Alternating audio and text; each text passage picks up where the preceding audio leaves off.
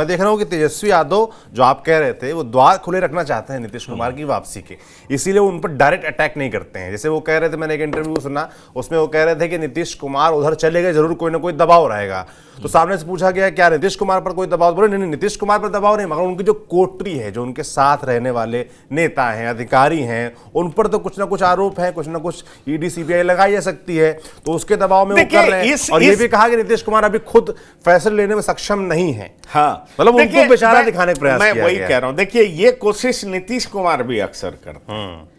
नीतीश कुमार ने भी तो एक सभा में कह दिया था ना कि हम उधर इसलिए चले गए थे, मतलब लालू तेजस्वी के साथ इसलिए चले गए थे क्योंकि हमें ललन बाबू ने कहा, विजेंद्र यादव ने कहा, तो हम उधर चले गए।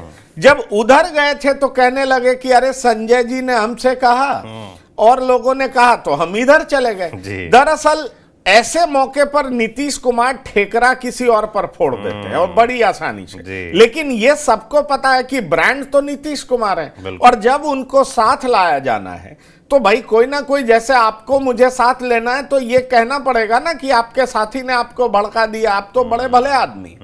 तो इस तरीके से कह करके पॉलिटिक्स को आगे बढ़ाया जाता है। पर सवाल ये उठता है कि एक बार, दो बार, अगर अब तीसरी बार भी ऐसा होता है तो ये अजीबोगरीब घटना होगी। पर इस तरीके से बात करने का साफ मतलब है कि नीतीश कितने इंपॉर्टेंट है, ये समझना बहुत जरूरी है। क्योंकि आप देखा कि लोकसभा चुनाव का एग्जाम्पल दिया गया तो तेजस्वी बोले नीतीश हमारे साथ होते तो हम 40 की 40 जीत। नहीं, वही मैं आपको कह रहा हूं। देखिए ऐसा है कि आप सबसे बात करिए, बिहार में ये बड़ा कॉमन, क्योंकि मैं भी जब चुनाव में घूम रहा था, लोगों से बात कर रहा था, लोग सब कह रहे थे नल जल में प्रॉब्लम है, फलाने में प्रॉब्लम है, कानून व्यवस्था खराब हो गई है, ये हो गया है। लेकिन जब ये पूछा जाता था कि फिर कौन, तो उस समय तो ठीक है प्रधानमंत्री मोदी होंगे, लेकिन अभी ऐसे पूछिए कि नीतीश नहीं तो कौन, तो इसका जवाब वही लोग जो बहुत चीजों की बुराई कर पाते हैं, वो ये बोल नहीं पाते हैं कि तेजस्वी होंगे। तेजस्वी के जो कोर वोटर्स हैं वो बोलते हैं, लेकिन ऐसे जो लोग हैं उनसे आप पूछेंगे तो वो एक बार शक पका जाते हैं कि आखिरकार कौन होगा। और ये जो बहुत बड़ा वैक्यूम है ना, वॉइड है, इसको कोई भरने वाला नहीं है। और इसका फायदा लगातार नीतीश कुमार उठाते रहे। और हम जो अपना अगला शो करने जा रहे हैं उसमें हम ये बताने जा रहे हैं कि नीतीश नहीं तो कौन। क्या बीजेपी ऐसा कर सकती है जो महाराष्ट्र में है कोई चेहरा बीजेपी के पास? देखिए सवाल पूछ रहे थे कि बीजेपी के पास मुझे लगता है, देखिए मैं तो एक बात बहुत साफ कह दूं, मैं जो समझता हूं वो मैं आपको कह सकता हूं कि अगर किसी और चेहरे के साथ बीजेपी चुनावी मैदान में उतरती है तो मुझे नहीं लगता सरकार बना। तो बिना चेहरे के जाती है तो देख, बिना चेहरे का भी जाएगी, बिना चेहरे का भी जाएगी तो बड़ी दिक्कत होगी। अच्छा, ये बात आप जान लीजिए। तो आप कह रहे हैं कि आखिरी ऑप्शन और इकलौता ऑप्शन नीतीश कुमार ही है। जी हाँ, अगर बिहार जैसे महाराष्ट्र में बिहार नहीं दोहराया जा सका, उसी तरीके से बिहार में महाराष्ट्र नहीं दोहराया जा सकता। अरे भाई देवेंद्र फडणवीस वहां पर चेहरा थे यहाँ, और वो 5 साल मुख्यमंत्री रह चुके हैं। बिहार में ऐसा नेता बीजेपी के पास अभी तक कोई नहीं है। ये बात आप जान लीजिए। बीजेपी ने बहुत सारा प्रयोग कर लिया और बीजेपी जब हर प्रयोग में वहां विफल रही है तब नीतीश के सामने घुटने टेकी। इसलिए 2 बार नीतीश छोड़े और फिर इधर आए, इसलिए मुझे नहीं दिखाई पड़ता। ये बात बहुत साफ है। लेकिन बहुत सारे फैक्टर्स पर निर्भर करेगा कि नीतीश रहेंगे या नहीं रहेंगे। उनमें स्वास्थ्य भी बहुत बड़ा फैक्टर है। स्वास्थ्य में भी एक बहुत शारीरिक स्वास्थ्य, मानसिक स्वास्थ्य, बहुत तरह के ऐसे फैक्टर्स हैं जिनको इंक्लूड करना पड़ेगा। अगर ये सपोर्ट नहीं करेगा तो फिर आप जान लीजिए बहुत तरह की बातें जो उठ रही है, सब लोग बोल रहे हैं। आज तेजस्वी यादव ने भी एक तरफ दिखाया कि भाई आपके लिए दरवाजा खुला, और जैसे प्रगति यात्रा की बात हुई तो तेजस्वी यादव ने बहुत तरह की बात। ये नाम वाला क्या चक्कर है? आपने अभी बोला कि भाई नाम बदलना पड़ा, आखिर क्यों बदलना पड़ा? जो आप अभी बोल रहे थे कि क्या एक तरीके से फिर दिखाना चाहते हैं नीतीश कुमार की मैं ही लीडर हूं, मैं स्वस्थ हूं, मैं फिट हूं, जिस तरह के आरोप लग रहे हैं उनको खारिज करने के लिए, क्या मतलब इसके पीछे क्या चल रहा है? देखिए राजनीति में जो मुझे दिखाई पड़ता है वो ये है कि आप कुछ फैसले यूनिक लेते हैं तो आपका नाम चलता रहता है और आप समय समय पर अपनी रीपैकेजिंग करते रहते हैं। और नीतीश कुमार इसमें बहुत माहिर है, इस बात को आप जान लीजिए। अभी ये बात उठ ही रही थी कि नीतीश कुमार महिलाओं के लिए कुछ अलग करने जा रहे हैं, तो तेजस्वी यादव ने इनसे पहले ही अनाउंस कर दिया कि हम 2500 रुपया देंगे, वृद्धा पेंशन हम ये देंगे। तो सवाल यह है कि तेजस्वी यादव के बाद ये महिला यात्रा करते तो क्या होता?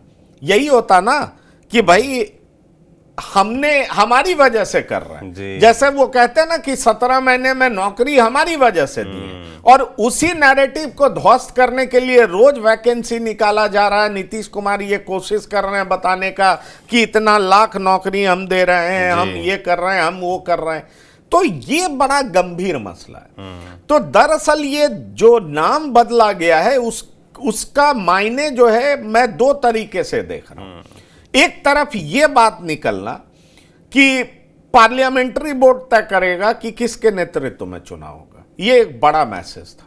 जेडीयू के भीतर इस बात की कल्पना नहीं की गई थी। जो नीतीश को सीएम देखना चाहते हैं उन्होंने यह सोचा नहीं था। तो अब सवाल उठता है कि ये प्रगति यात्रा का नाम लेकर के चलेंगे तो नीतीश एक अलग आइडेंटिटी है वो एस्टैब्लिश कर पाएंगे।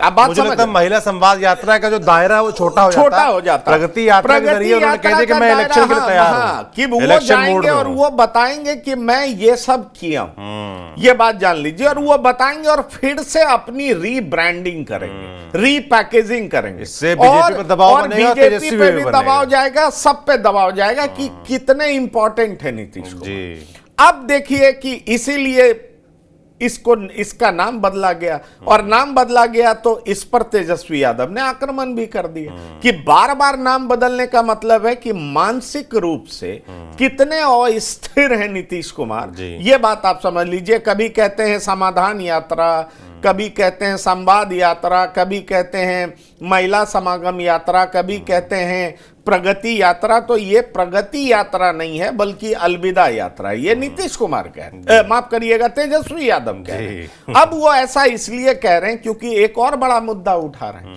वो मुद्दा ये उठा रहे हैं कि इस पूरे यात्रा में 225 करोड़ खर्च होगा। अब ये 225 करोड़ को वो बताते हैं इतना अरब, इतना करोड़, इतना लाख रुपया किस लिए खर्च होगा। दिल्ली के शीश महल जैसा हो गया। हाँ, तो ये बताते हैं कि क्या ये अधिकारियों के लिए लूट का छूट दे रहे हैं नीतीश कुमार, इस तरह की बात हो रही है। कहा यह भी जाता है विपक्षी द्वारा कि नीतीश कुमार की जो कोठरी है उसमें कुछ अधिकारी भी हैं और वही उनको हैंडल कर रहे हैं, इसलिए नीतीश कुमार ने पाला बदला है। तो तमाम तरह की बातें चल रही है। और दूसरी तरफ जेडीयू के तरफ से कहा जा रहा है कि ग्रामीण विकास मंत्रालय महिला विकास यात्रा, समागम यात्रा शुरू करेगा। उसमें कुछ जिले में नीतीश कुमार भी जनवरी में शामिल हो जाएंगे।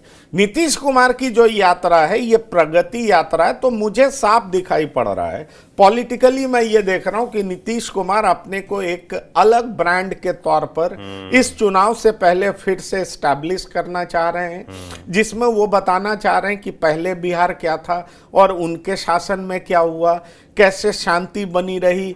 एक दिन सिर्फ नवादा में कर्फ्यू लगा, बाकी इनके टाइम पीरियड में बिल्कुल कर्फ्यू नहीं लगा।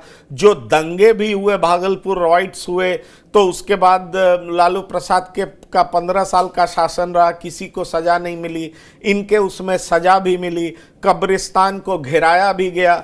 और इस तरह के तमाम स्टेप्स उठाए गए। और नीतीश एक अलग ब्रांड है, वो चाहे बीजेपी के साथ रहें चाहे आरजेडी के साथ रहें, नीतीश अपने एजेंडे पे चलते हैं। नीतीश किसी के आगे झुकते नहीं है। नीतीश का अपना विजन है, नीतीश का अपना एजेंडा है और उसी का वो पालन करते हैं। इसलिए अपने वोटर्स को जगाएंगे।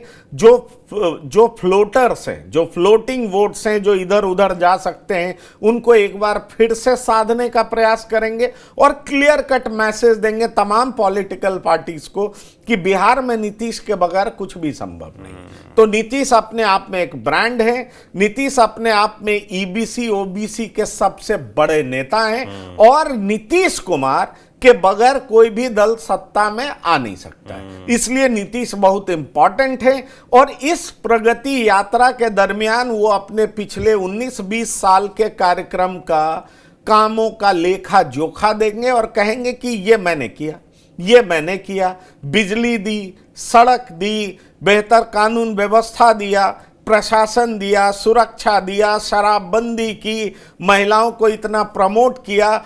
और लोगों ने बाद में शुरू किया, हमने महिलाओं के लिए आरक्षण कब का शुरू किया, हमने महिलाओं को हर जगह बिठाने का प्रयास किया, टीचर बनाया, और पंचायती राज में कैसे हम उनको लेकर के आए। तो ये तमाम बातें नीतीश कुमार लोगों के सामने रखेंगे, और तमाम बातें रखते हुए एक बार जो नीतीश कुमार के ऊपर चारों तरफ से ये आवाज उठ रही है, स्वस्थ नहीं है, चल नहीं सकते, सोच नहीं सकते, मानसिक रूप से स्वस्थ नहीं है, शारीरिक रूप से स्वस्थ नहीं है, पार्टी उनको इस तरीके से प्रोजेक्ट करना चाहती है कि नीतीश कुमार एक बार फिर से लीड करने को तैयार हैं, और बिहार के सर्वांगीण विकास के लिए अगर सबसे सुयोग्य और बेहतरीन व्यक्ति है तो वो नीतीश कुमार ही हैं। यही मैसेज पार्टी देना चाहती है, और इसलिए कि बीजेपी को भी जवाब मिल जाए और आरजेडी को भी जवाब मिल जाए, और नीतीश एज अ ब्रांड वो बरकरार रहे कि बिहार में बहार है और नीतीश कुमार है, बिहार में बहार है, नीतीश कुमार है। अब ये नारा चलेगा कि नहीं, जो रीब्रांडिंग, रीलॉन्चिंग करने का प्रयास किया जा रहा है नीतीश कुमार की तरफ से कि वो एकदम फिट है, फाइन है, और वो चुनाव के लिए तैयार है, लीड करने के लिए तैयार है। इसलिए 23 तारीख से यात्रा निकलेगी, और उस यात्रा के पहले काफ़ी कुछ बयान आ रहे हैं। ऐसा लग रहा है कि तेजस्वी यादव ने द्वार खोल रखे हैं, और बीजेपी ने, जाहिर सी बात है, वो साथ बने ही हुए हैं। दोनों ही की जरूरत है नीतीश कुमार। अब नीतीश कुमार की जरूरत क्या है वो आने वाले वक्त में सामने आएगा। आप देखिए कि कैसे हर चीज पर काम हो रहा है नीतीश कुमार को लेकर के। अगर आप देखेंगे, इन दिनों नीतीश कुमार को घेरा जा रहा था लॉ एंड ऑर्डर के मसले पर। नीतीश कुमार ने क्या किया कि डीजी के पद पर वो विनय कुमार को ले आए। विनय कुमार बड़ा ही क्लीन ऑफिसर माने जाते हैं, कल हमने आपके साथ चर्चा भी की। और साथ ही साथ उस पुलिस हेडक्वार्टर में एक उनका भी बड़ा खास व्यक्ति रहे, तो कुंदन कृष्णन को मना करके बुलवाया कि कुंदन आप वापस आइए, क्योंकि कुंदन कृष्णन लंबे समय से बाहर थे। अब देखिए वो एडीजी हेडक्वार्टर हो गए। एक चर्चा ये भी है कि क्या दो ताकतवर लोग पटेल भवन में रह पाएंगे क्या, पर दूसरी तरफ चर्चा यह है कि बेहतर लॉ एंड ऑर्डर के लिए कुंदन कृष्णन और उनकी टीम अपराधियों पर नकेल कसेगी। चर्चा यह भी है कि एसटीएफ को फ्री हैंड दिया जाएगा। कई अपराधियों का इनकाउंटर भी हो सकता है। एक अपराधी का इनकाउंटर तो हुआ अजय राय का। तो अब सवाल है कि यह भी चर्चा होने लगा है कि जो बेहतर प्रशासन, क्लीन एडमिनिस्ट्रेशन, भय मुक्त समाज, अपराध मुक्त समाज, ये सारी बातें जो नीतीश कुमार के ऊपर चस्पा होती रही हैं कि नीतीश के राज में सुशासन रहता है, और उसमें लगातार आरजेडी घेर रही है पिछले कुछ टाइम से कि आपके शासन में यहां मरे, पूरे बिहार में इतनी हत्या हुई, लूट हुआ, बलात्कार हुआ। तो इसको थामने के लिए आप देखिए कि किस तरीके से दो ऑफिसर को बैठा दिया गया, और पटना में अजय राय का इनकाउंटर भी होता है। एक मैसेज जाता है अपराधियों के बीच में कि अब पुलिस योगी की राह भी चलेगी, मतलब नीतीश भी योगी की राह पर चल सकते हैं। इसलिए अपराधियों तैयार हो जाओ, जो तुम्हारी बदमाशी है उसको बंद करो, नहीं तो तुम्हारा हश्र वही होगा जो अजय राय का हुआ। अब ऐसे में सवाल उठता है कि कानून और अपराध पर जिस तरीके से सवाल उठ रहे थे, और इलेक्शन से पहले विपक्ष के हाथ में यह बड़ा मुद्दा ना लग जाए, क्योंकि आप देखिए ये आरजेडी हो, माफ करिएगा जेडीयू हो या बीजेपी हो, लालू प्रसाद के शासन को सबसे ज्यादा किस बात को लेकर के कोसती है? जंगल राज, भ्रष्टाचार। पर जंगल राज बोलती है ना कि किस तरीके से जंगल राज था, कैसे अपराध का बोलवाला था, कैसे दिन दहाड़े डकैती होता था, लोग सड़क पर घूमते नहीं थे। अगर वही मुद्दे को आरजेडी भी जोरदार तरीके से उठाती है, जैसा कि पिछले कुछ समय से आप एक्स ट्वीट देखें, तो तेजस्वी यादव लगातार नीतीश कुमार को घेरने का प्रयास कर रहे हैं, तो यह मुद्दा बहुत बड़ा ना बन जाए। इसलिए चुनाव से 1 साल पहले, 10 महीने पहले, जैसे डीजी को लाया गया, जिस तरीके से एडीजी हेडक्वार्टर को लाया गया, और जैसा एक इनकाउंटर पटना में देखा गया, तो यह बड़ा क्लियर कट मैसेज है कि अब अपराध को लेकर के, और खास तौर पर डीजी बिना लोकल एडमिनिस्ट्रेशन को बताए हुए रात में निकल जा रहे हैं, सारा कुछ चेक कर रहे हैं। कहा जाता है कि वो शब्द से टफ नहीं है लेकिन एक्शन से बहुत टफ हैं, बड़ा तगड़ा कागजी कार्रवाई करते हैं।